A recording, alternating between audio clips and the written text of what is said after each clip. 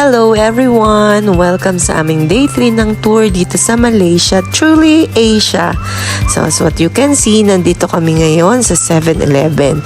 Siyempre, bibili-bili kami ng some snacks. Alam nyo naman, may tour tayo ngayon maghapon, kaya bawal ang magutom.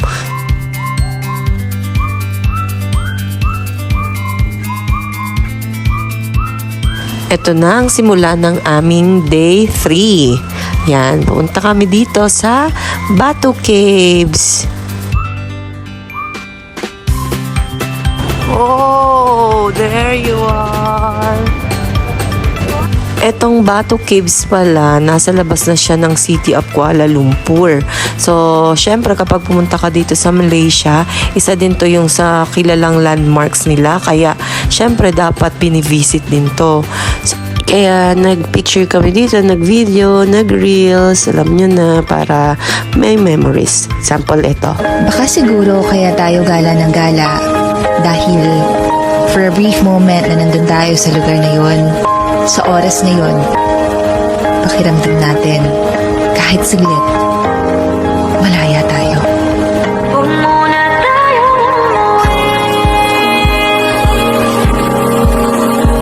O, diba? May pa-emote? Emote!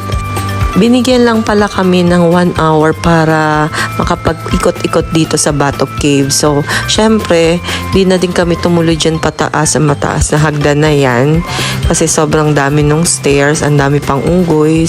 Medyo takot pa ako niyan. Kaya, nag-decide na lang kami na dito na lang kami hanggang siguro, hanggang blue lang ako nakaabot yan. Hindi ko na nakita kung ano yung meron sa taas. Anyway, punood ka na din naman yun sa ibang mga vlogs. Kaya okay lang. After naming mag-Batu Cave, simula na ang aming trip dito sa Genting Highlands. Kung baga sa Pinas, syempre ito yung Baguio. Baguio feels yung weather dito kasi medyo malamig. Oo nga naman, nung punta namin dito kahit medyo maaraw is medyo malamig. Ano daw yun? Ang first stop namin dito is yung Avana Skyway Ticketing Office na located siya dito sa Genting Highlands Premium Outlet. So, para makapunta kasi kami sa iba't ibang station ng mga gusto naming puntahan at pasyalan today, syempre kailangan naming mag-ride ng cable car. Yan, may ticket na kami. Ito ay naka-prepared na din aming tour package. Yan, di ba? So, nung nandito kami, medyo mahaba yung pila. Pero, mabilis lang din namang makasakay. Yung bawat gondola pala or yung cable car, parang 8 yung makakasakay doon. So, ayan na nga, pumila na kami at luckily naman hindi kami masyadong natagalan kasi sabi ko nga, sobrang mabilis lang naman yung proseso ng pagsakay dito.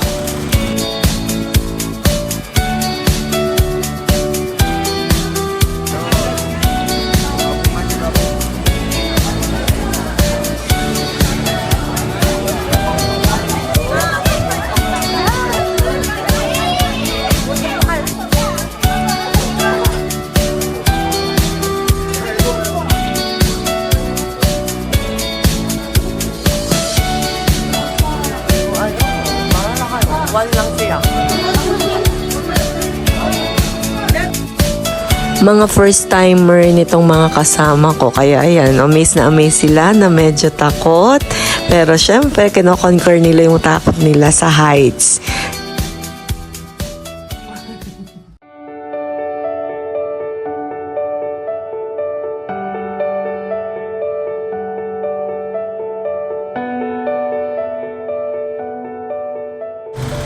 Ang ganda no, at ang taas, ayan, ito yung mga view na makikita while traveling through gondola or cable car nga ng Genting Highlands. Ayan, so video and picture pa rin kami. O swerte na lang kami at hindi kami puno kasi kami lang 5 yung sakay nito plus 1 na si kuya sumabay sa amin. Meron pa nga kaming dapat 2 magjowa nakasabay kaso ayaw nila. Kaya swerte at medyo maluwag kami. At kahit maingay at nagpipicture kami, okay lang doon sa kasama namin sa kuya. Kasi ganun din naman siya. Pictures and videos and live ata. At yung nakikita nyo dyan sa view na yan yung Genting Skyworld Theme Park nila. Parang sa atin lang din dito sa Malaysia, sobrang lalaki at sobrang gaganda rin talaga ng kanilang mga mall.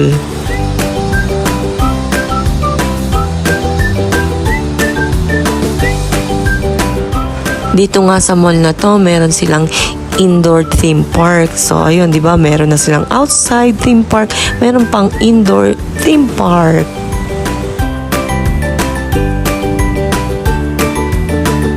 After naming mamasyal dyan, syempre, balik na ulit kami sa pababang istasyon. Sa stasyon kung saan nandoon yung isang temple na naman na pupuntahan namin for today.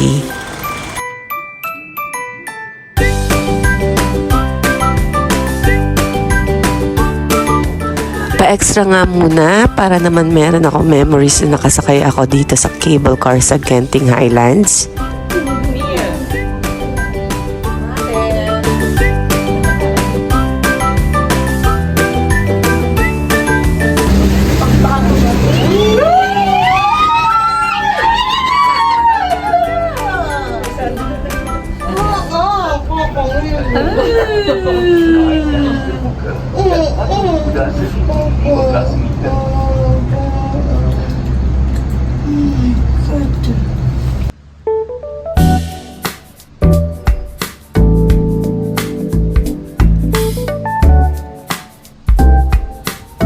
Next stop namin ang Chinsui Caves Temple. Bago ka syempre makarating dun sa temple na yon, magra-ride ka muna ng escalator. Hindi lang basta isang escalator ha, pababa. 8 escalator ang sasakyan mo para makarating dun.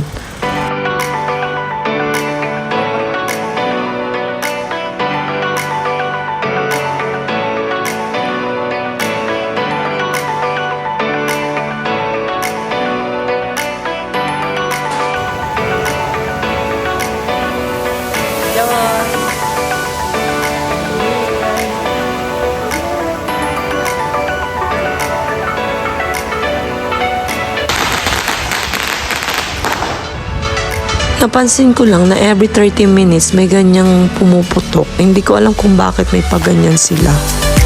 Search nyo na lang kung why.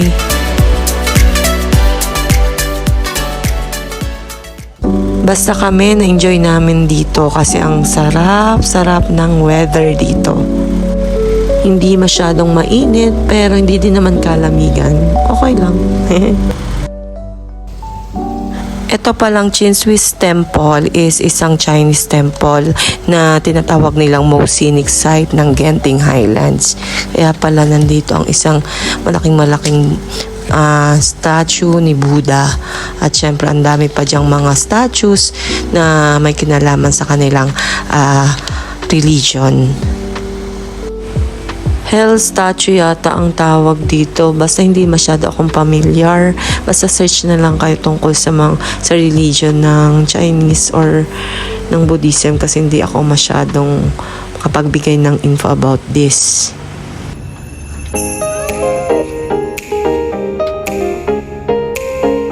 So ayan, sakay na naman kami ng cable car. Aba, parang sanay na, hindi na natatakot.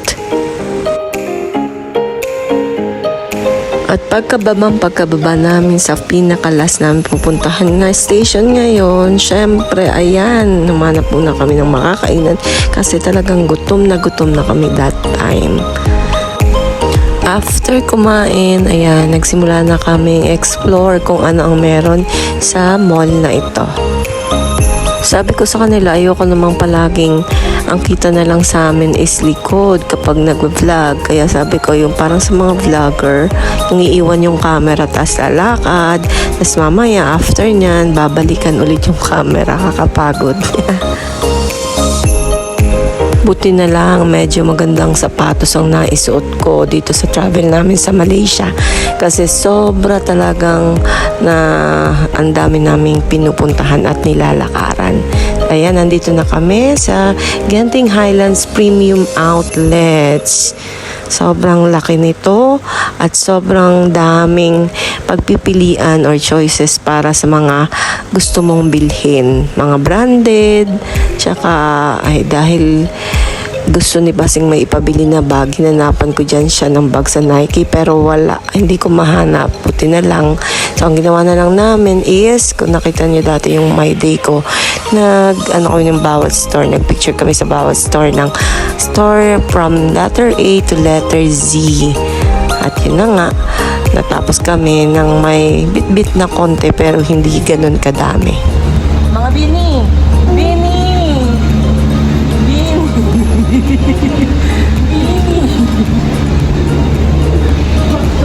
Right after ng Genting Highlands 2 namin, ayan, balik na kami sa Kuala Lumpur at nandito na ulit kami sa Petronas Tower. Kaya naman, bumalik kami dito kasi nga yesterday, di ba, nung punta namin dito is umaga. So, hindi namin makikita yung Petronas Twin Tower ng may ilaw. Kaya gusto namin syempre ma-experience din namin sa gabi, makita namin yung mga pailaw nitong Twin Tower na to. Kaso nga, nung dumating kami dito, 5 o'clock, medyo maliwanag pa. Kaya syempre, ginawa na lang namin is mag-explore kung anong meron sa loob nito. Dito sa likod, banda, is yung tinatawag nilang Kuala Lumpur City Center Park. Yan, dyan kami nagstay, nanood ng fountain, nanood ng mga taong pumupunta hanggang sa magdilim. Kasi nga, need naming makita ang Twin Tower ng may pailaw. At ayan na nga, punta na ulit kami sa harap. Ang loob pala ng Petronas is small. Hindi ko lang alam yung ibang part, yung ibang floors kung anong meron.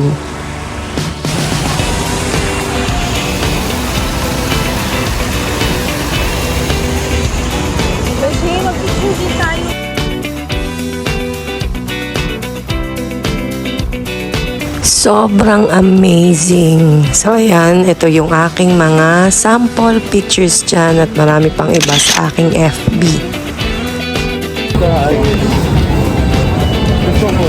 Thank you so much. Thank you. Gutom na, kaya naisipan namin bumili dito sa French fries na nahanap ko to sa TikTok. Sikat to eh. Kaya grinab ko na din yung opportunity na makapag-video nga. Hi from the Philippines. You are famous in TikTok, Philippines? This from Philippines. Yes. Filipino. I'm not Filipino. Thank you. Thank you so. Thank you so much. Alam niyo ba na ang swerte talaga namin kasi yung hotel namin malapit dito sa Bukit Bintang. Kasi ang Bukit Bintang is the busiest na at saka ito yung tinatawag na heart and hub of Kuala Lumpur. At nako, nandito lang pala yung McDo na hinahanap namin kagahapon pa. So kami, nandito kami sa Bukit Bintang Crossing. Ito yung parang kung baga sa Japan, ito yung Shibuya Crossing. Yung busiest crossing na meron ang Kuala Lumpur, Malaysia. Kukunti ang video namin dito kasi sobrang nalobat na ang dalawa kong cellphone. Halos empty bat na talaga pagka video ko nito. As in, namatay na talaga yung cellphone ko. Kaya talagang dito kami sa Bukit Bintang is lakad-lakad lang ang nagawa namin. Nabusog naman yung aming mga mata sa mga kumukuti-kutitap na mga lights ng Bukit Bintang. Ayan.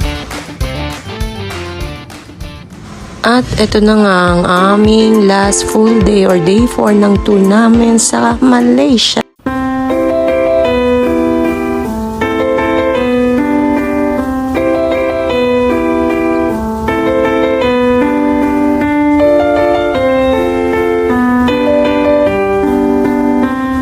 Kita nyo yun? Ang hirap kong gawin nun. Kasi ang reality, ganyan kadami yung mga tourist na gustong-gustong mag-picture or mag-moment dito sa place na to. Bumalik kami dito kasi nga may mga places kaming hinahanap na magkakadikit lang pala. Kagahapon hindi namin na-explore, so ngayon namin nakita. Kagaya nitong city gallery nila. Kaso, unfortunately, hindi kami nakapasok sa loob kasi sarado kapag Saturday. So, ang nagawa na lang namin is mag-picture, syempre.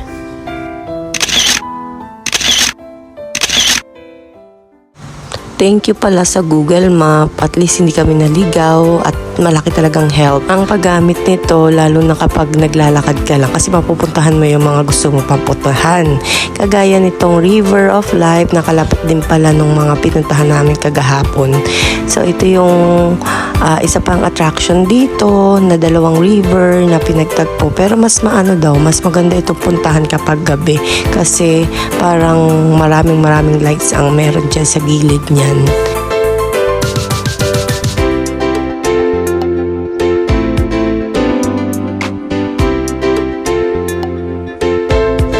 Habang gusto na namin bumalik sa hotel ulit namin, syempre lakad-lakad kami at nakita na ulit namin itong Central Market. At pagkatapos ng Central Market, kalapit lang din niya itong, syempre yung Petaling Street, yung bilhan namin pasalubong. So, ayan, nabudol na naman, may binili na naman. And last look sa aming hotel.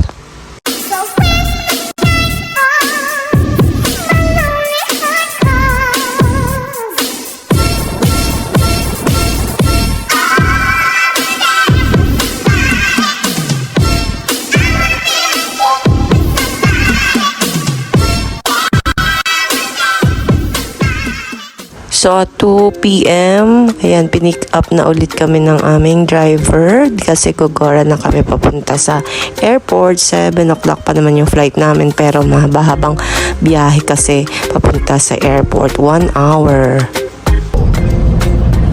First position. This one.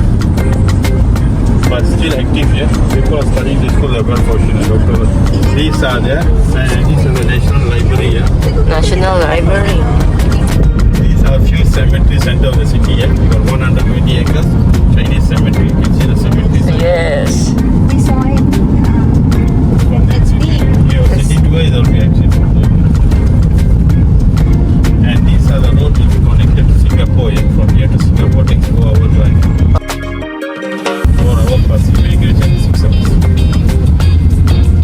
So ayun, tinuro pa ng driver kung saan yung papuntang Singapore. Pero hindi kami nag-Singapore kahit 6-hour drive lang daw kasi nga kulang sa time. Bali sa package kasi namin, bibigyan kami 1 day lang sa Singapore. Gusto nila, mag-tour na lang ng bago. Wow! Kasi nila is mahaba-haba din yung time pag sa Singapore naman. Ayan, napakaganda ng highway na papunta sa airport. Walang ka-traffic. And charan, nasa airport na ulit kami and ready to uwi na kami sa Pilipinas.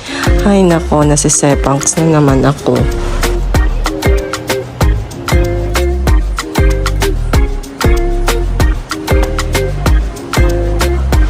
Ayan si Maring Jill dahil marami pang baon, madami pang binili yan sa airport.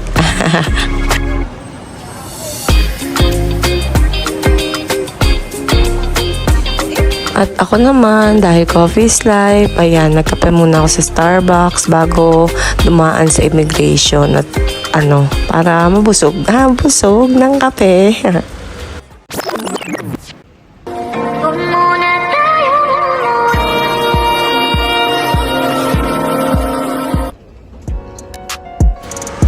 Hanggang dito na lang guys. Thank you for watching and syempre sana na-enjoy nyo at makahelp sa inyo kapag pupunta na kayo ng Malaysia. Pasensya na sa boses ko.